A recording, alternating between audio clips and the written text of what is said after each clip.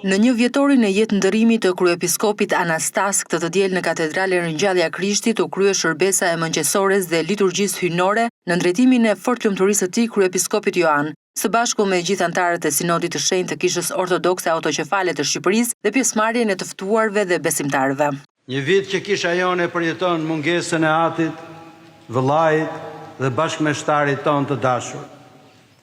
Për kujtimi vjetor nuk është detyrim formal, është një nevojë shpirtërore, një nevojë për të ndalur, për të reflektuar, për të kujtuar, e për të falendëruar me mirënjohje Perëndin triadik për të gjitha dhe për të marrë forcë nga hiri i tij.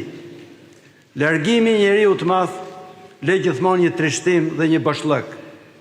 Po për ne që besojmë në Perëndin, në ngjalljen e Krishtit dhe në përjetësinë e shpirtit, kemi një ngushëllim, sepse Perëndia nuk është Perëndi të vdekurve, po i të gjallëve.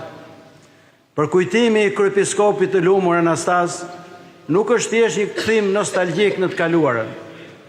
Është zgjedhja e vetëdijshme për të mbajtur të gjallë trashëgimin që ai na la. Jo si eksponat muzeu, po si udhërrëfyes për të sotmen dhe për të ardhshmen, dhe si një mundësi për meditim të brendshëm dhe për orientimin e jetës sonë. Fjalët e Shënjon Gojartit, ata që i duam dhe i humbasim, nuk janë aty ku ishin më parë, ata janë tani kudo ku jemi ne. I përshtaten plotësisht kryepiskopit Anastas. Ne besojmë dhe ndjejmë praninë e tij, dhe kjo na jep shpresë, kuraj dhe lehtësim.